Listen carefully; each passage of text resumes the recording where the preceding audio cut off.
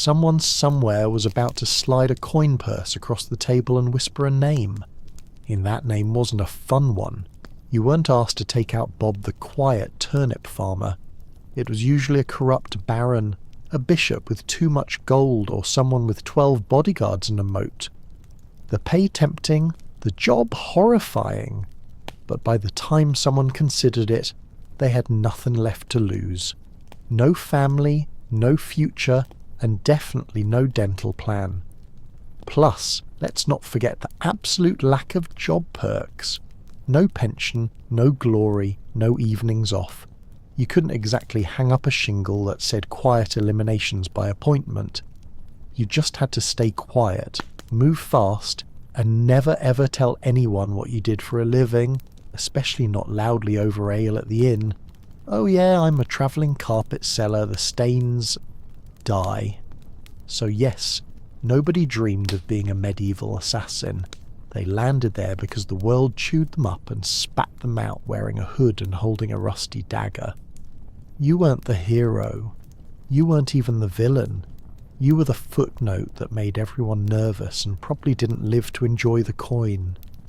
Let's burst the first myth wide open. Medieval assassins didn't train under candlelight in some hidden monastery, with wise mentors and inspirational flute music in the background. There was no montage, no teacher, no pep talk. If you learned anything, it was by not dying the first few times you tried. Most assassins weren't trained professionals. They were desperate amateurs with a decent sense of direction and the ability to climb quietly without sneezing.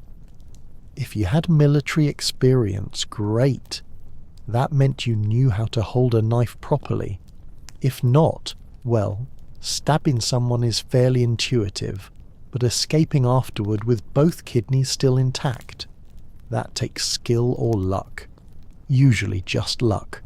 There were no manuals, no guild orientation meetings, no safety briefings. You didn't get taught how to spot a body double or where nobles keep their bedroom exits.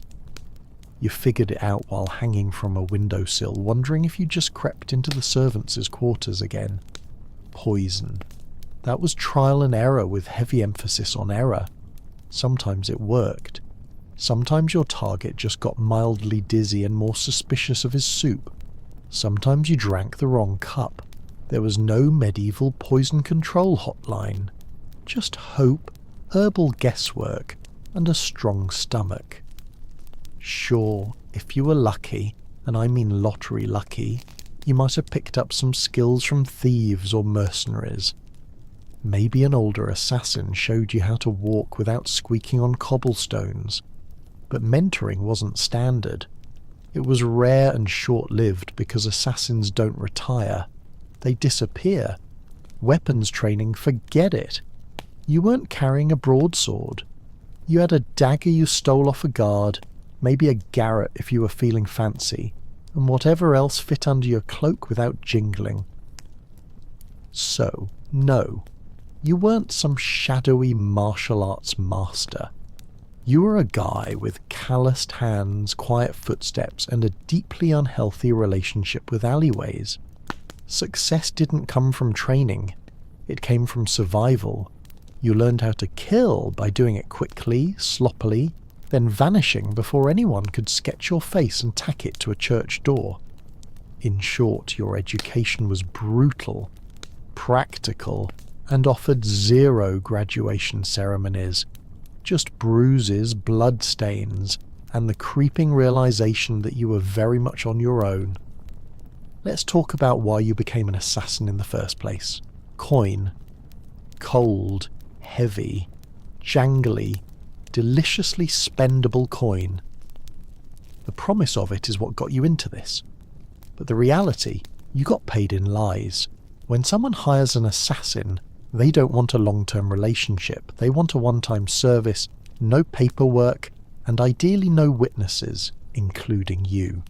They offer you a pouch of silver, half now, half when the job is done. That's if they're feeling generous. But here's the thing. When the job is done is code for after we verify you didn't mess it up, or make us look bad, or leave a trail that leads back to us, or survive long enough to tell anyone about it. So you do the job. You sneak through shadows, risk your life, maybe kill a baron in his sleep. Not pretty, not poetic. And when you return, yes, about the payment, the client fled terribly sorry. Or worse, they try to kill you.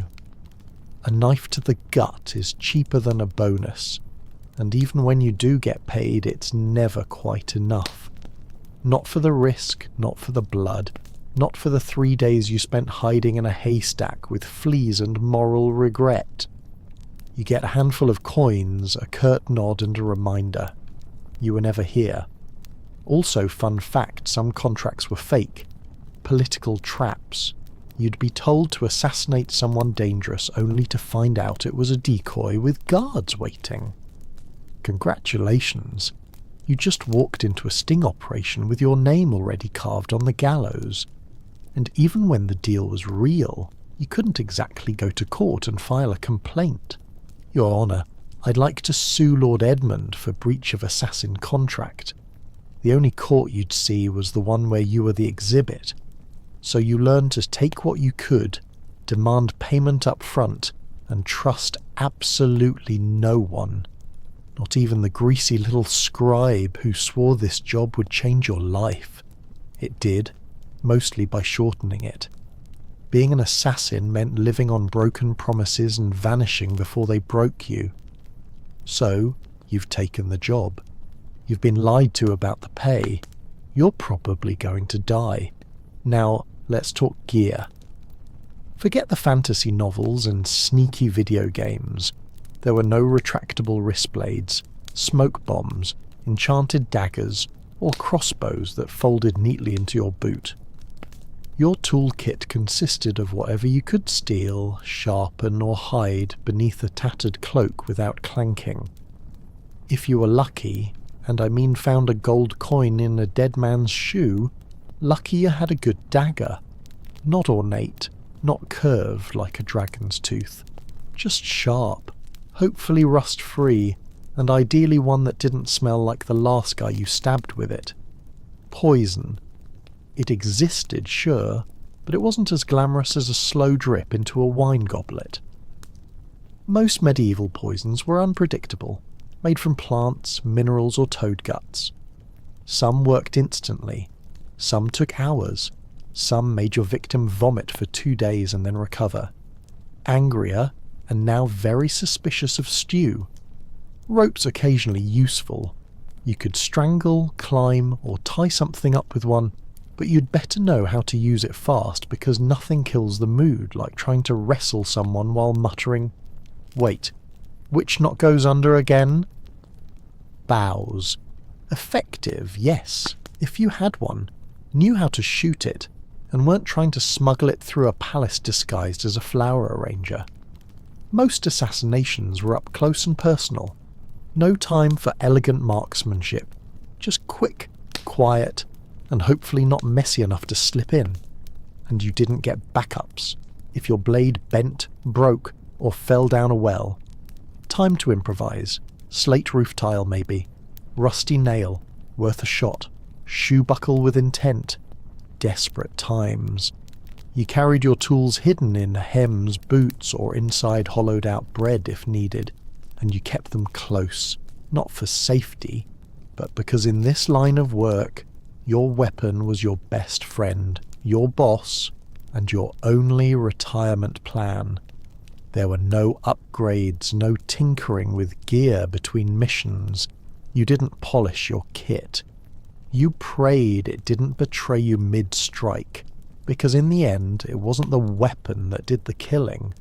It was you alone, poorly equipped, and expected to perform miracles with a spoon and a prayer. Assassins weren't hired to take out random drunks in back alleys. No one paid you to stab Jeff, the sleepy candle maker. Your targets were important. Nobles, bishops, military officers, sometimes even royalty. And those people, they were very hard to kill. First, there were the guards. Not one or two, dozens. Armed, armoured and well-fed. Some guarded the front, some the back, some just stood there looking intimidating, daring you to blink wrong. You'd spend days memorizing patrol patterns, door creaks, and exactly how many stairs it took before the knight with asthma needed a breather. Second, there were walls. Castles didn't have front porches, they had gateous murder holes and mows full of things that bite. If you didn't fall into the water, you still had to worry about arrow slits and boiling oil. Yes, boiling oil. Your job description included may get flamed for peeking. Third, there were the servants and staff, the cooks, scribes, and stable boys. One wrong look from you and they'd be whispering to the guard captain faster than you could say, "I'm just the herbalist." Assassins weren't just fighting swords, they were fighting gossip. And medieval gossip travels at light speed if it means someone gets to keep their head. And finally, your actual target, paranoid.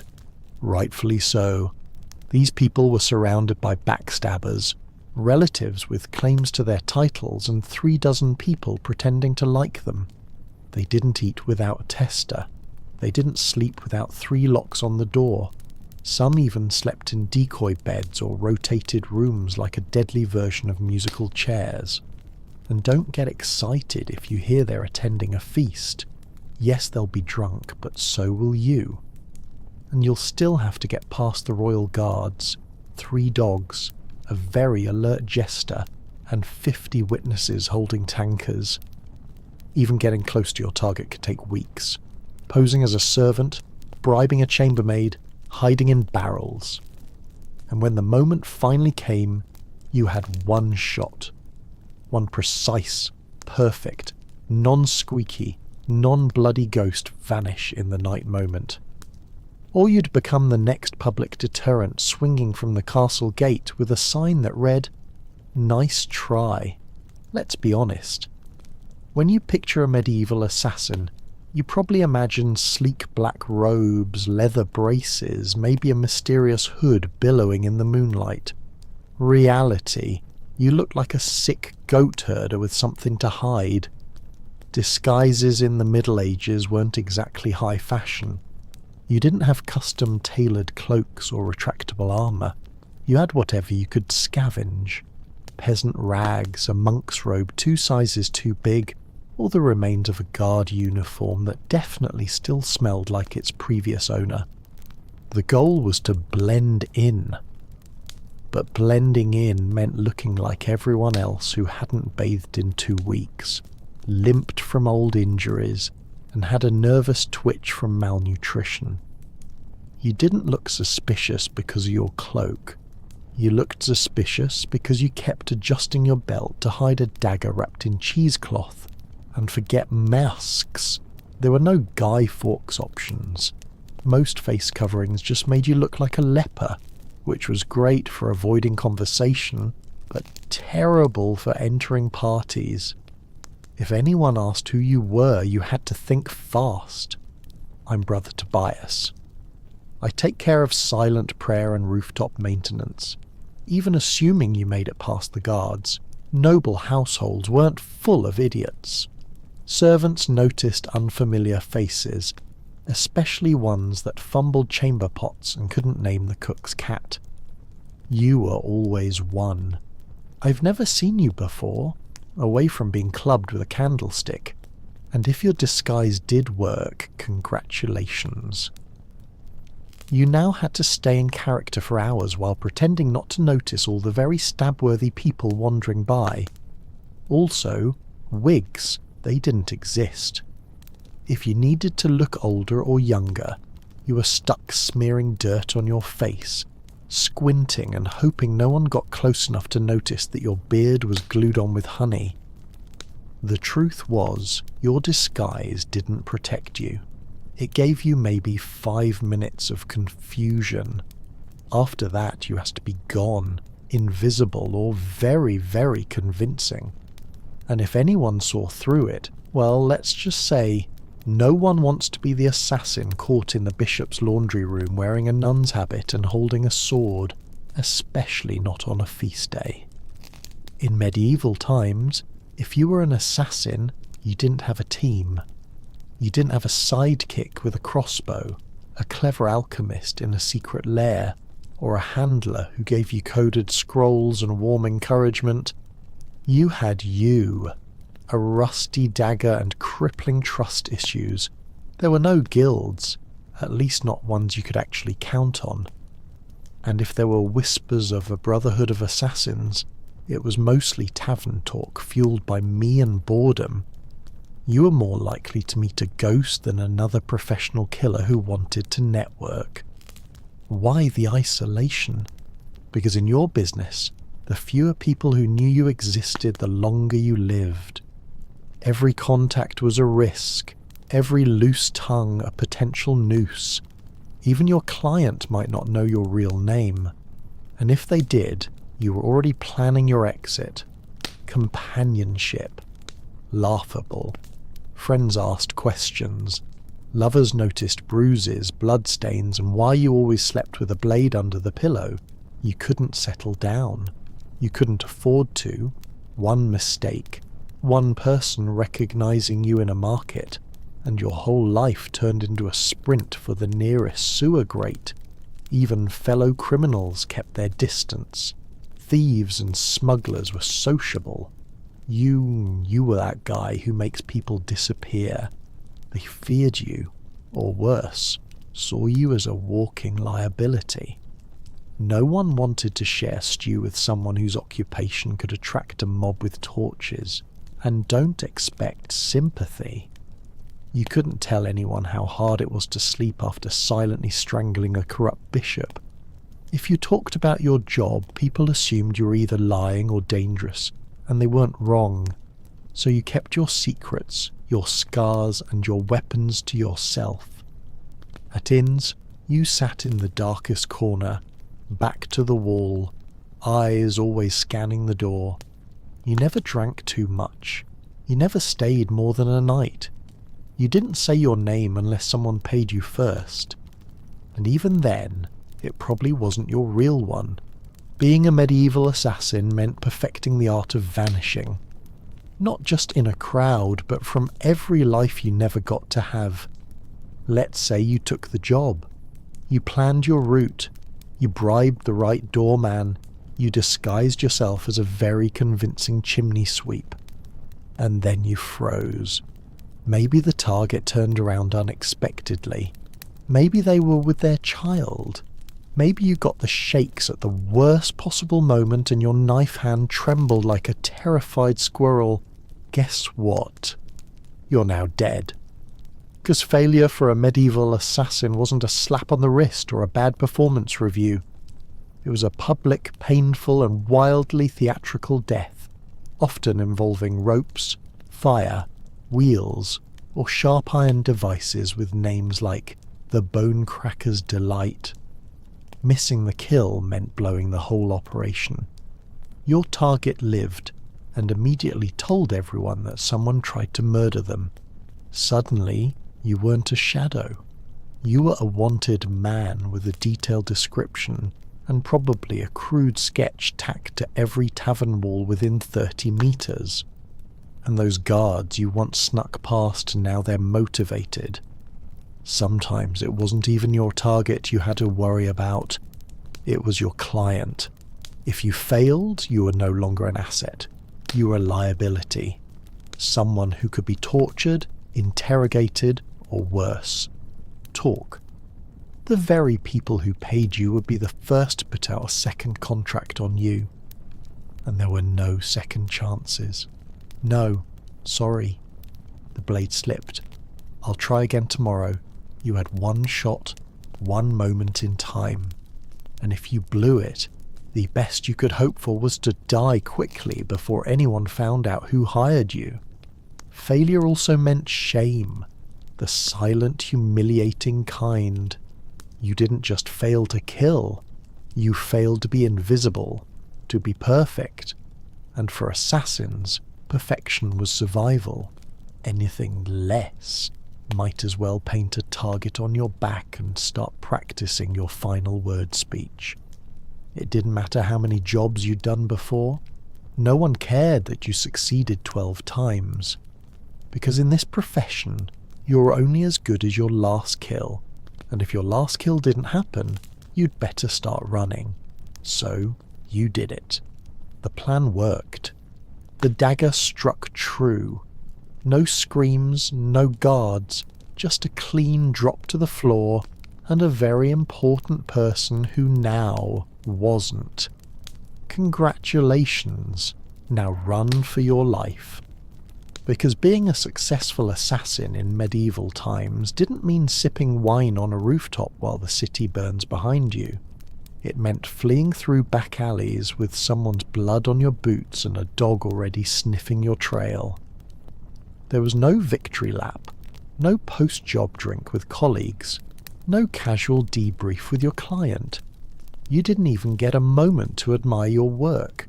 The moment your blade struck, your new job became escaping everyone who now wants to murder you in increasingly creative ways. Guards coming, doors locked, horses tied up on the other side of town, you probably bleeding. You had to plan your exit before the kill. Routes, disguises, fallback safeces, maybe a boatman who owed you a favour or at least didn't ask questions because the city would go on lockdown within minutes. No one wanted a scandal, and lockdown meant closed gates, armed checkpoints, and a dozen angry men with swords who all just received your rough sketch, and the phrase may be armed and extremely stabby. And let's talk about the client. Assuming they actually planned to pay you, they weren't going to meet you at a cosy tavern with a smile and a thank you card. They'd probably vanish too. Because an assassin who just completed a job is the most dangerous person alive. You knew too much. You'd proven you could get into places others couldn't. So even when you succeeded, you walked away with coin in one hand and a giant target on your back. And what did you win? A week of sleeping in hofts, bribing ferry captains, shaving your beard in the dark and pretending your name was Brother Lucian as you tried to blend in with monks heading east.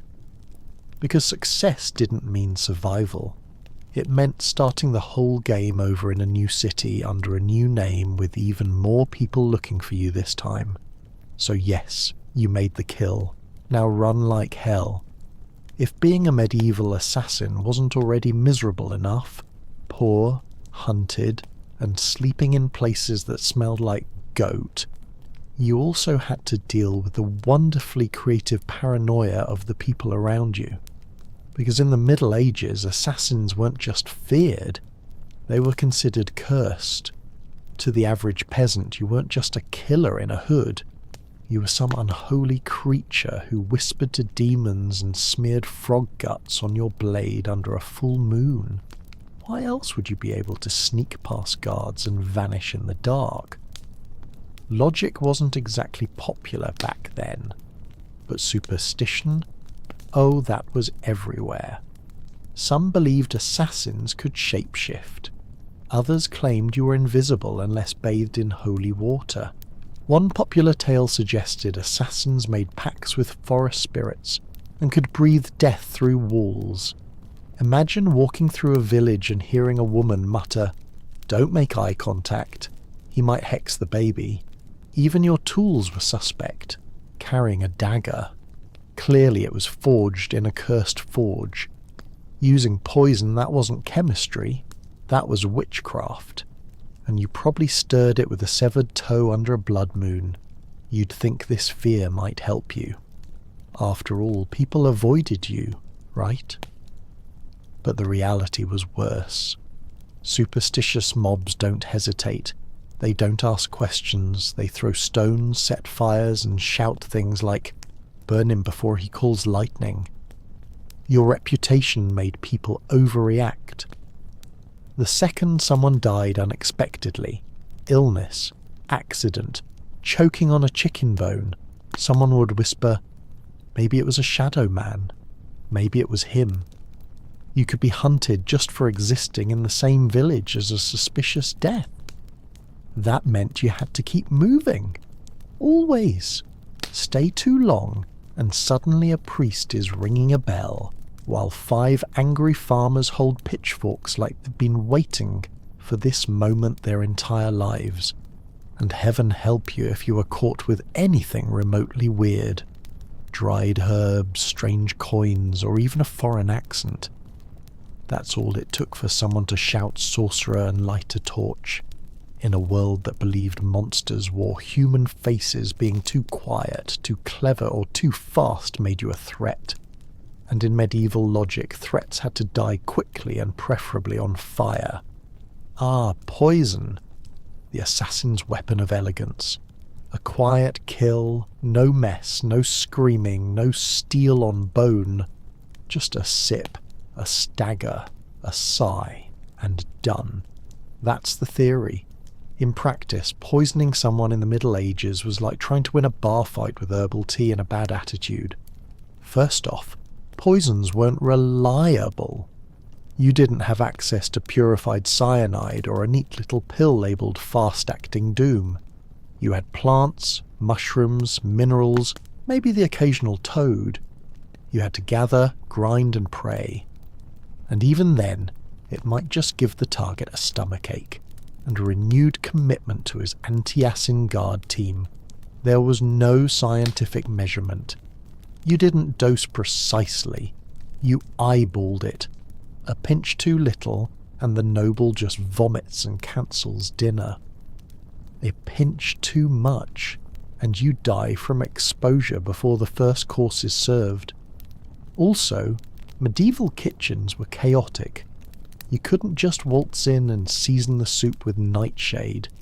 You had to bribe or impersonate a cook, sneak in while no one was watching, or worst of all, try to poison a meal that would go through 3 tasters and a dog. Yes, a dog. And if your victim was a noble, they didn't just eat food, they treated it like a military operation. Meals were tasted, blessed and sniffed by everyone from the steward to the jester. By the time the food hit their plate, it had passed through more security than a royal wedding. Even assuming you did it, you slipped in the poison. It wasn't detected and the target actually ate it. The next part was wildly unpredictable. Some poisons took hours, some took days. 1 minute your mark is laughing at a joke, the next he's clutching his stomach and demanding to see his astrologer. And if they survived, guess who they'd blame? Not the cook, not the taster, you, the quiet man with the herbal knowledge and twitchy eyes. So poisoning wasn't efficient, it was risky, slow, and full of variables, none of them in your favour, and if you were caught, you didn't get a quick death. You got interrogated with tools until you confessed to poisoning everyone from the Duke to the dog. You'd think that if you successfully changed the course of history by removing a tyrant, sabotaging a royal bloodline, or silencing a political threat, someone would remember your name. Nope, you were an assassin. That meant your name was never meant to be remembered. At best, you were a rumour, some hooded figure, a foreigner with cold eyes, or the quiet man who never finished his ale. You might have pulled off the most legendary hit of the century, and still ended up as a mysterious death in the official record. In fact, that was the point. Your client didn't want a story. They wanted plausible deniability. The fewer people who knew who did it, the safer they were, and the less likely they were to end up poisoned by their own assassin. So, your name was buried the moment the job was done. If you even used a real one, you didn't sign your work, you didn't brag, you didn't keep trophies, you didn't exist outside the moment of the kill, and if someone did know your name, that was a loose end. And in your profession, loose ends had a very short shelf life. And forget about honour. There were no medals for silence, no stone monuments for the man who stopped a war with one dagger in the night. If a noble wanted a statue, they commissioned one for themselves. You got a wooden box, an unmarked grave, or if things went really badly, a head on a spike labelled traitor. Sometimes your name was known only so it could be cursed. You'd become a whispered warning. Don't cross the king. Remember what happened to Lord Ulrich? Yes. And the man who did it gone like a ghost. That was your legacy. Not fame, not fear. Just absence. You weren't supposed to leave a mark. You were supposed to vanish. And if you stuck around long enough to be known, that was a fatal mistake, because in the medieval world, heroes got remembered. Assassins got erased. So, you survived. You got the job done. You even managed to get paid. A miracle in itself. Now all you have to do is lay low, keep your head down, and trust that your client will honour the deal and protect your identity. Right? Wrong. Because in the world of medieval assassination, there was one rule even more sacred than don't get caught.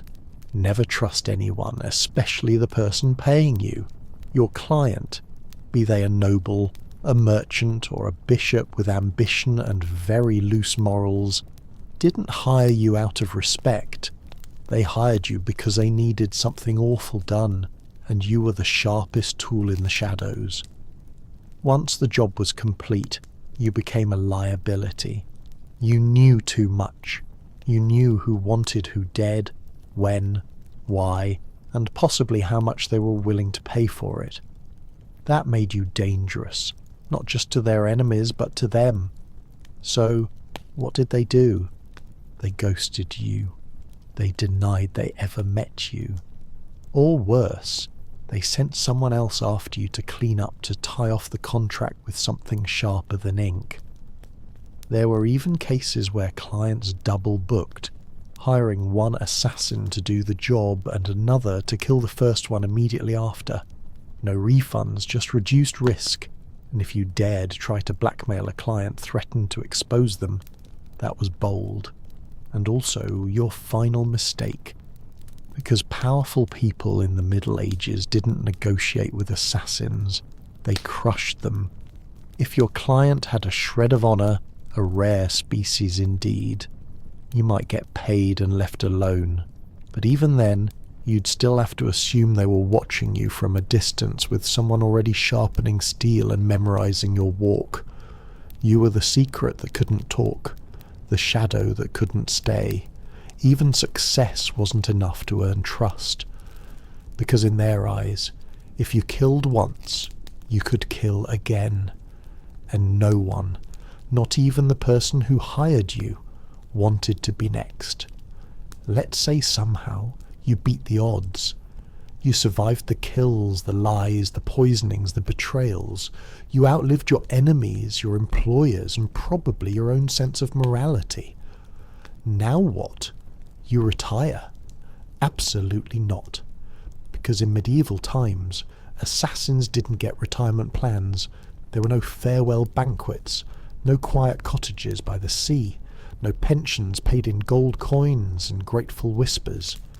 You didn't fade into a peaceful life. You vanished or you died, often both. The problem was simple. You were never safe. Even if you walked away from the job, your past didn't. You had too many secrets in your head, too many names in your memory, and too much blood on your hands. People didn't want you retired. They wanted you forgotten, which usually meant buried. And even if no one came after you, and that's a big if, you had to live with a constant fear that someone might, that a new assassin, young and eager to prove himself, had just received a contract for a shadowy figure who used to be someone dangerous. So, you changed your name again. You moved to a village where no one asked questions. You faked a limp, sold herbs, pretended you once worked as a guard. But even then, you didn't sleep well. You avoided crowds. You always sat facing the door. You kept your dagger under the floorboard next to the pouch of coins you never touched, because it still smelled like the man you earned it from. and you couldn't trust yourself either. Years of silent killings and quick escapes did something to your brain. Every knock on the door made you flinch. Every stranger on the road might recognize you. You stopped dreaming because dreaming was dangerous. You couldn't love. You couldn't relax. You couldn't laugh too loud. You lived like a ghost, pretending to be a man. The truth was there was no endgame for a medieval assassin, just a slow, cold fade into obscurity, always moving, always watching, until one day you slipped into the dark and no one noticed. And maybe that was the best you could hope for. By now you've probably figured it out. Being a medieval assassin wasn't darkly romantic.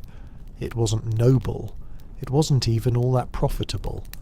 It was a grim, thankless, short-lived career wrapped in blood-stained linen and followed by a crowd of people who wanted you dead. You wouldn't last. Not a week. Maybe not even a day. Because you'd start with the wrong assumptions. That you'd be sleek, in control, a whisper in the dark. But what you'd really be is cold, hungry, and one bad guess away from the noose. You'd slip into town, cloak pulled tight, ready for action, only to discover that your target moved locations. The guards are drunk but trigger happy. And the stable boy you paid for information just sold you out for a mug of ale and a piece of bread. You'd freeze at the wrong time, stab the wrong guy, get spotted by someone's maid who once saw your face near the chapel, and suddenly you're not a shadow. You're the problem. Then what? You run. But you're not used to medieval terrain. The mud, the uneven cobblestones, the absolutely insane number of loose chickens in the street. You slip, fall, get tackled by a guard named Thomas, who just got dumped and is looking for an outlet. And let's say you survive that. Then you deal with the aftermath, no allies, no honour, and no future.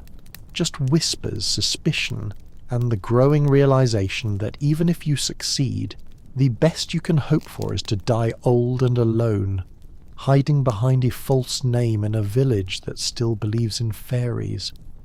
So, no, you wouldn't last. And frankly, you shouldn't try because the assassin's life wasn't cool. It was a cruel machine that chewed people up and spat out nothing but shadows. It offered power without peace and purpose, without a place in the world. You didn't make history, you erased yourself from it. And the only thing waiting for you at the end was silence. A silence no one would question, because no one even remembered you were there in the first place.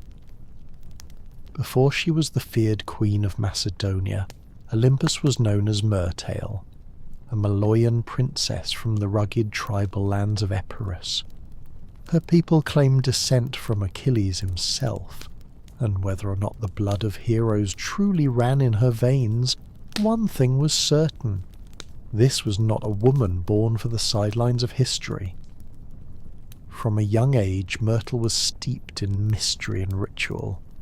Her upbringing was shaped not just by politics, but by prophecy, ecstatic rites, and a reverence for the ancient gods. She wasn't the type of princess who smiled and embroidered tapestries. No, she was drawn to serpents, omens, and the frenzied ceremonies of the cult of Dionysus, where women danced barefoot in the moonlight and called upon the divine in states of trance. Her connection to the gods wasn't performative, it was personal. She didn't merely worship, she embodied.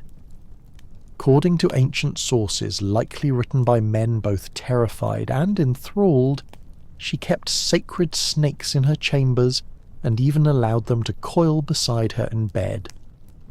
Whether this was a literal fact or the kind of slander that powerful women attract like flies, we'll never know. But it stuck. To her allies, it made her divine. To her enemies, it made her dangerous. Her real power began not in a battlefield or throne room, but in the uneasy flicker of torchlight, among the whispers of priestesses and the curling bodies of serpents. She wasn't just a princess. She was a living oracle, a woman touched by something older than politics and colder than steel. So when Philip II of Macedon, brutal, brilliant, and famously horny, arrived at the island of Samothrace for a religious initiation, he didn't just meet a beautiful princess. He met a mystery he couldn't resist. Their marriage wasn't just a political alliance, it was a collision of prophecy and power, and from the very beginning it was full of omens. Some said lightning struck the sky on their wedding night. Others claimed Olympias dreamed of a thunderbolt entering her womb. All of it would become legend. But one thing is certain. The union of Olympias and Philippe didn't just create a child, it created Alexander the Great. And she intended to shape his destiny from the very first breath. Olympia's marriage to Philip II was not the fairy tale one might expect for a queen who would one day birth an empire. From the beginning, it was a combustible mix of prophecy, pride, and paranoia. Philip, ruthless, charismatic, and already collecting wives like trophies, married Olympias around 357 BCE. She was likely just a teenager, but she wasn't naive. She saw in Philip a man whose ambition matched her own, and perhaps even a divine match for her spiritual destiny. Macedon wasn't exactly an easy kingdom to walk into. It was a land of iron and ambition, where kings were killed by cousins and brothers turned into rivals overnight. But Olympias, the priestess of Papyrus, walked in with her head held high and eyes already on the crown. Their marriage was rocky from the start. Philip, for all his political genius, was not built for monogamy. He would go on to marry multiple women, often for alliances, always for power. But Olympias wasn't one to sit quietly in the shadows. She held her own court, maintained her own alliances, and was known to turn to oracles and rites to divine her future and perhaps Philip's fate. Then came the birth of Alexander. Even that was wrapped in celestial drama. Legends say Olympus dreamed that a thunderbolt struck her womb and that flames danced around her child without burning him. Philip reportedly had a vision of sealing his wife's womb with a lion. Yes, a literal lion. Whether they believed these visions or invented them, they certainly acted as if Alexander was destined to rule not just a kingdom but the world. But even as the child was celebrated, cracks in the royal marriage deepened. Olympus resented Philip's other wives, especially his Macedonian bride, Cleopatra Eurydice, whom he married later in life. This was more than a domestic issue. It was a threat. Cleopatra was Macedonian-born, and any son she bore would be purer in the eyes of the local nobility, a direct threat to Alexander's future. Olympia saw it clearly. The palace wasn't just a home, it was a battlefield, and she would use every snake, dream, ritual, and whisper she had to make sure her son wasn't just remembered, but crowned. She was no longer Myrtle. She was Olympus now, and no one would take her son's throne without facing her wrath. By the time Alexander was a teenager, the Macedonian palace in Pella had become a war zone of veiled insults, political maneuvering, and bitter rivalries. Olympus wasn't just fighting for influence, she was fighting for survival. She knew that the court was filled with snakes, but she was the one who taught them how to bite. Philip II had begun to distance himself from her. He was campaigning more, drinking more, and perhaps worst of all, listening more to his Macedonian advisors. The final blow came when he married young noblewoman named Cleopatra Eurydice, not to be confused with the Cleopatra of Egypt. This Cleopatra was Macedonian-born, and her uncle Attalus was one of Philip's top generals. To Olympias, it wasn't just betrayal. It was a declaration of war. The marriage ceremony was a disaster. At the feast, Attalus drunkenly mocked Olympus and Alexander, calling into question the legitimacy of Alexander's birth. Was he really Philip's son, or was he the child of a god, as Olympus liked to claim? It was meant as an insult, but Olympia seized the myth. Let them whisper. Let them believe her son was touched by Zeus. It made him untouchable. Alexander stormed out of the feast.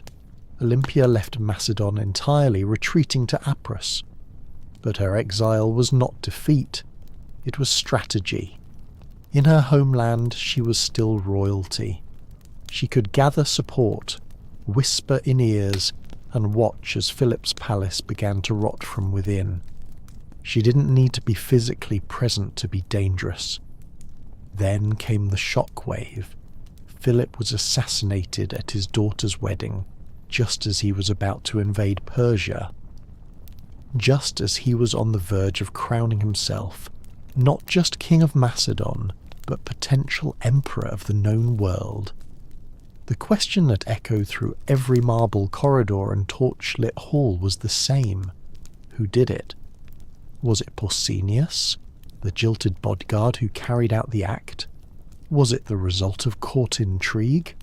Was it Alexander himself? Or whisper it softly, was it Olympus? No one could prove it. No one dared, but many believed it.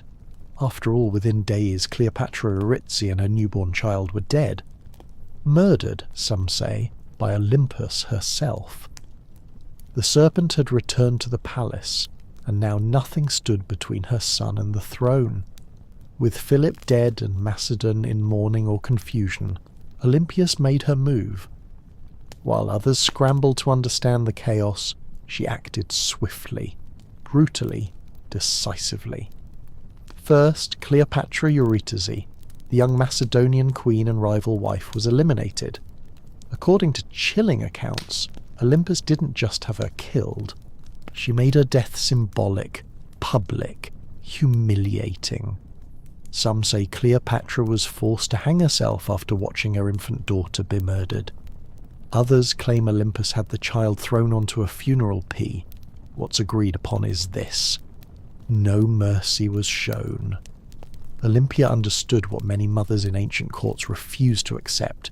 In a royal palace, mercy is a liability. A rival child, no matter how small, is a future war. And Olympias was done playing defence. With Cleopatra and her bloodline erased, she could turn her attention to securing Alexander's throne. Her teenage son, bold, brilliant, already trained by Aristotle, was declared king without serious opposition. But don't be fooled. It wasn't just his charisma or his father's legacy that made it possible. It was Olympus. She knew which generals to threaten, which nobles to flatter, and which enemies to quietly remove. She wasn't just protecting her son's rise, she was engineering it. Alexander himself didn't always approve. He reportedly disapproved of the violence against Cleopatra's family. But he also didn't stop it because deep down he knew what Olympias had always known. Power demands blood. And in Macedon, bloodlines were both a blessing and a curse. With her son now king, Olympias began to recede slightly from public life.